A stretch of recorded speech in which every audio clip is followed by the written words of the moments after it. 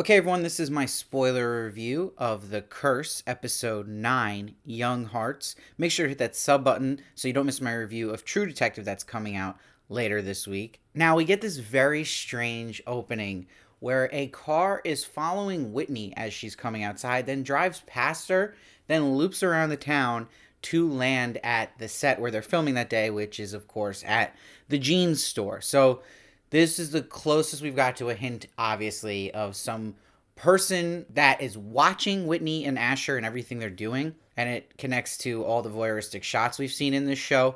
Like I mentioned, another big hint was in episode 1 when it seemed like someone was watching them through another apartment door while they were standing in the hallway. And it's interesting, what really stood out to me when we're talking about voyeuristic shots was when Whitney was talking to Phoebe, the driver in this episode, it was all voyeuristic. Like, they did not step into that shop. It was shot like that person, whoever arrived in the morning, was filming from outside. So something else is going on there. It could be someone hired by Dougie to get this extra footage for whatever he's still, I believe, really using this footage for. And what really sticks to me is the line Phoebe, the driver, says to Whitney, "I can't wait for the show to come out. Everyone will get to see who you really are." So that makes me think that is meaning much more than it actually looks like on the surface, and that there's some other version of the show that's going to put Whitney in a bad light, because we're being led along that this show that was originally supposed to be on HGTV was putting Asher in a bad light. But I think there's another step here that we're not seeing, and I do think it involves Dougie. Now, we'll get to see Pascal and Janice again, and Pascal can't fit in the jeans, so now you'll see this is a gag that the HGTV executive Martha, who we meet for the first time, likes, and she asks them how they're liking the neighborhood, which I loved, because we know they're not actually living there, and that tells us that she doesn't know that. But that she loves the jeans gag, and that she wants actually Asher and Whitney doing this. She wants them more painted in a happy light. This is when Dougie now will see Whitney and informs her and catches us up, the audience, that the executives saw the confessionals and are afraid they're going to break up in real life, so they don't want the show going in that direction at all. And when Whitney says, well, I've seen shows like this where the couple divorces, but he's like, what you're not getting is those couples were together for a while and built up an audience to kind of add to the drama for each person, where this isn't the case. And he says this line, if you have a couple that hates each other from the beginning, that doesn't really work, right? And that's when it's like, we don't hate each other, we're married. So you see how angry Emma Stone is in this scene on her facial expressions. It's some just amazing acting by her, especially when he tells her the line, they told me there is no show if there's no Asher, and they made that point very clear. Now, does this all happen a little fast for my taste? I think so. This being the penultimate episode, I do actually feel like there was some pacing issues. And if we look back at the whole story of this season and how quickly now HGTV is finally speaking up and giving commentary right at this time, and how quickly it flips. So it wasn't too crazy about that, to be honest. I also feel like the start of this episode didn't feel like the end of the last episode happened enough, meaning I feel like Dougie was too casual this episode where he just cursed Asher, right? So it just feels some of it not particularly lined up as well as I thought it would be. So Tanya will now inform Whitney that Patrick, the camera PA, was let go, and that he had left a note in her car and it said something about slumlords. And Whitney's like, this has nothing to do with me. Do you think it does? And I love when Tanya responds. She's like, no, not all. And then she corrects herself, like, no, not at all. So she does a little bit. And this episode, where it started a lot last episode too, with the way Cara spoke to Whitney. Whitney is facing a lot of her phoniness more and more, but we'll see that at the end of the episode when she's watching footage of herself, how dead inside she is. And that comes through a lot of talks with Cara, but also with little things Tanya's even slipping up at here. And this is another shot while Tanya and Whitney are talking. The whole time it's shot through inside the shop now, voyeuristically at them. Now we learn that this camera PA was defending Phoebe, who is the driver on the show, because her uncle was evicted at the Bookends apartments, which are owned by Whitney's parents. And this causes Whitney to panic, and she wants to meet with Phoebe, so she's like, I can try to use my relationship connection, she says lightly, even though they're her parents, in order to get him back in there. And that feel of this being used, this footage, for something else we don't know yet, like having Whitney set up to talk about when she told this girl that there's not a lot of women drivers and go get him, girl, and the girls, it seems like hamming it up that she was so inspired by it. Now we see Whitney will Google search her name, When she sees Whitney Siegel, it still looks fine, the searches, but when she searched Whitney Rhodes, her maiden name, it's still all connected to her parents and the bookend apartments, which she doesn't like. So this is part of her getting closer with Asher again this episode. One, because the network wants it and she has to kind of tie things up a bit, but two, because it's important that she keeps that Siegel name. That's protecting her from being so attached to her maiden name, which has a lot of skeletons with it. So she'll invite Asher to go bowling. And this is intense because she gives him these countdowns if he wants to go or not. And he flips it and says, "You love me, right?" So it's a very strange Asher Whitney scene and showing you Asher's insecurities about their relationship at this moment in time. We also learn quickly that Fernando quit the coffee shop, which makes sense of how it ended with him. So I'm interested to see if we'll get any more updates on what's going on with Fernando in the finale. That's also where some of the pacing again feels a little rushed, that we didn't get to see some of these moments. Now we'll see Asher and Whitney do the jeans gag, just like Pascal and Janice did, and them being in the coffee shop together and her putting the icing on his face, that same idea Dougie thought of. And now they go bowling, and Asher, of course, has a glove on while he's bowling. And Young Hearts Run Free is playing, which is alluding to the title of the episode, Young Hearts. But you see Asher and Whitney are actually bonding here, and it's setting up what I believe, where people are debating this on Reddit. I see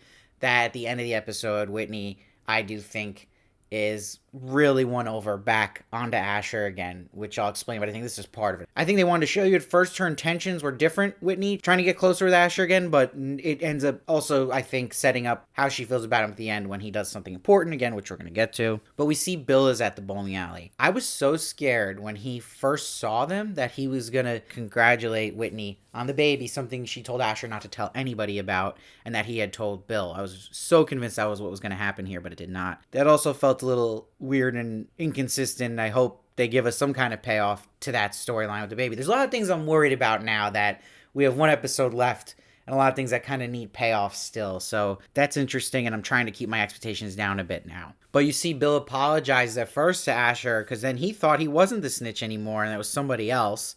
And he apologizes for ignoring him at the hardware store. And that's where Asher takes this moment to look tough in a sense and do what he thinks is going to impress Whitney. And he's like, it's not called backstabbing your team. It's called standing up for what's right. It was me. I'm the whistleblower. I love Bill as the best line in this scene, though, where he's like, Ash, why are you acting like an effing tool? And he goes, actually, I am a tool because tools fix things. And there's definitely a part of Asher that knows he's going to get off to this later as well. But before we even see that, Martha, we see, is at dinner with everybody, and you see she's not as worried. Like, this was hinted at on the phone calls they had with HGTV about the show and how bad the neighborhoods are. Like, they don't really give a crap about that, HGTV, about Whit's angle of it. And this is where Dougie can sense the tension between Whitney and Martha, and he switches it to bringing up Green Queen as a title, and she loves it, Martha. And she's like, every queen needs her jester, because we know she's seen some of those dailies and confessionals. And I love when Asher's like, oh, and he goes, just pretending to juggle, like, such a awkward, not funny thing to say. And Martha reads right through that and is like, and an eye roll from Whitney right on cue. And it's interesting she mentions maybe there'll be an heir to the throne one day, and that's obviously going to trigger Whitney a bit with what was going on with the child she almost had. And I love we also learn Martha says really lowly, I hate kids, but I do understand it makes you more relatable. But back at home, like I'd mentioned, Whitney overhears Asher getting off, and it's to the thought of Bill sleeping with Whitney in front of him. We know this is the fetish Asher has. The line that had me dying was towards the end where he says the whistleblower's wife. I was crying my eyes out laughing so hard at that line. But all this serves to the character, right, of everything with Asher revolves around Whitney in his life, and Whitney knows this, and these things are kind of reminding her of that. I love the music that leads us into the next scene, which is Whit driving to the bookends. It's so goofy and silly. I love it, and it really does so much more visually when you see a place like the bookends and how run down it is. And little moments here that are important, like how tight she is with the first worker she sees at the door, and it shows you that as much as she wants to erase this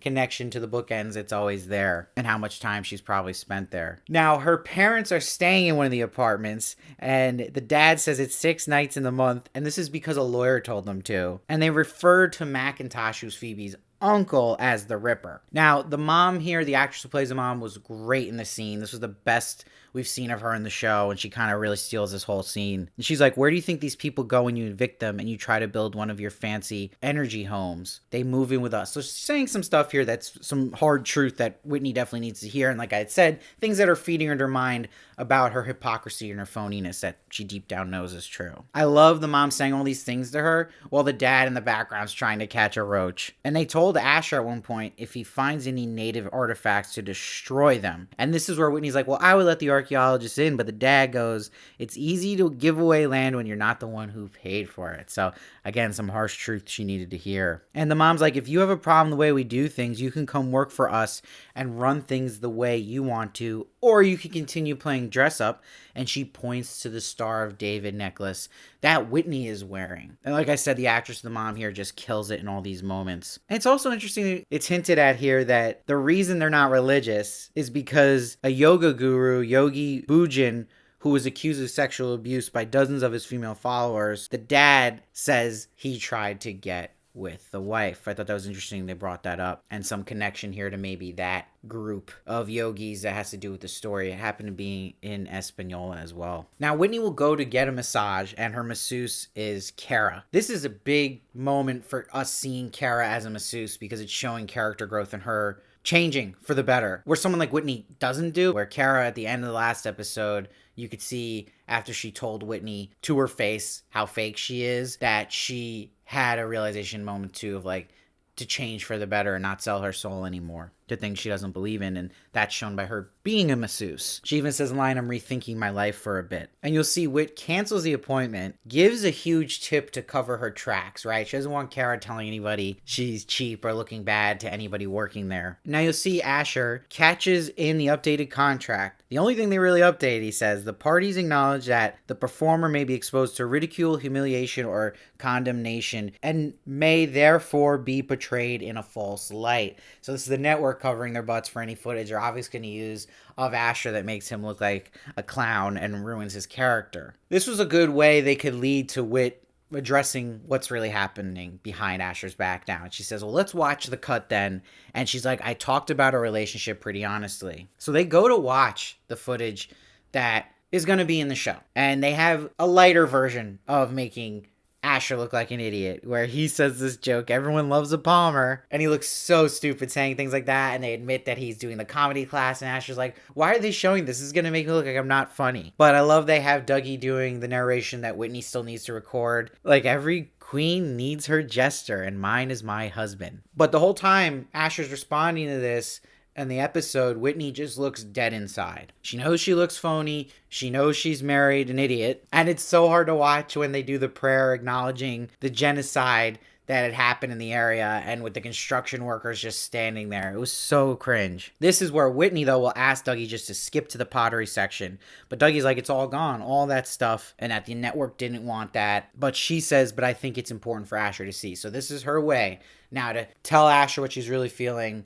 through footage. It leans in a lot to how oblivious Asher is, but how questioning she was of this relationship, and how that doesn't go away, and how he worships her to the point like a goddess. And during this scene, I love Dougie just says, those bowls are pricey, huh? But she's saying important lines, like, when a person is this infatuated with you, do they really see you, or is it just an idea of you? Can someone love you so much that the real version of you completely ceases to exist? And then she goes, maybe I chart my own course. And we get another fire song playing here, which Dougie loves to use. And it's a montage of her at that party with people she barely knows. But we'll see Asher storms out, and Dougie says, you happy? Now, remember, Dougie is still a snake here. He doesn't care about Asher's feelings, in my opinion. I think he's just caring about keeping them in good terms for the show, because that's what the network wants now. Remember, he cursed them last episode. And I still think he's got something else planned here with footage, making them both look bad. But we'll see Asher comes right back in. And he's like, everything you said I was feeling, I thought it was some stupid curse, but it was me. He's like, I shouldn't have sold to Mark Rose. I use my cell phone too much. And he admits he didn't give the $100 to Nala that night. And he's like, I lied. I'm a terrible person. I think this won Whitney over. I think him actually admitting these faults that I had said in the previous reviews, like the Mark Rose moment was the moment he completely lost her. Like, it was over. That him now acknowledging these things is winning her back, because she loves being praised. She actually loves having someone who worships her. It's these parts of Asher not addressing his stupidity and being any self-aware that she doesn't like, but him actually showing that here, I think, just brought her and wrapped her right back in. And he says, I'm a bad person. I've been dragging you down with me, okay? Again, she likes to hear this, but in the reality of the situation, I think it's the opposite. I think that Whitney is a bad person and is the one who has been guiding Asher along to do what she wants. And Whit's like shocked. She's like, you still want to be with me after all of that? And he says, more than ever. I'm all in on Whitney, whatever it takes, I'll do it. And when he's saying, I love you, baby, and I believe in you, I see a crying face of relief on Whitney. This is how I'm reading this. And he's saying, that's a good girl. I just think this is a sick, twisted relationship that is going to now feel to them stronger than ever. But I think that the rug is going to be pulled from under them the next episode. It could be something too that all of the rug is pulled under Dougie too, right? Because we're not supposed to be rooting for Dougie. We're not supposed to be rooting for anybody really here. But I hope that we get some serious payoff in this finale, because as a penultimate episode, I think the last scene was really strong, but obviously the rest of the episode, it still felt like we were kind of walking through mud here, and some stuff just felt uneven on the pace, where this show is taking its time with everything, that some of the stuff that was revealed in this episode felt way too fast and just we were told about and not shown. So it really did not pay off to me in that sense. So I have a lot of disappointment in this episode, believe it or not. But I have hope that we'll get a really strong finale. I really do. I hope we do. And I hope there's just a feeling more of like satisfaction watching, because I didn't feel it here. Usually in a penultimate episode of the show, I get that moment. I feel that I was like, okay, this has all been worth it. And I'm really feeling like I've learned something and felt like I've really enjoyed my time. I think I've learned something, but I don't know if I've enjoyed my time as much as I've wanted to so far. So I'm going to give this one an 8.1. Again, the acting is so strong and a lot of good writing. And I really like that last scene, but it's the unevenness to me now and feeling like this was a little bit of a letdown for a penultimate episode that we've all given a lot of time to this show. It's a long show. So I hope it just doesn't at the end of the day feel like this whole story could have been an email. That's what I'm hoping it doesn't feel like. I don't think it will. I still have faith in the team behind this and the talent around it. So I'm hoping we get an awesome finale. That is what I'm crossing my fingers for. I'm rooting for this show, but I'm just being honest. I just did not really love this episode. I expected more, especially how much I loved last week. So let me know though what you thought of the episode, your theories, everything down below. I'd love to hear your thoughts. I read every comment. I try to respond as many as I can. Hit that sub button so you don't miss one of my reviews of The Curse. We got the finale coming out next week. And of course, True Detective. And I'll see you next time.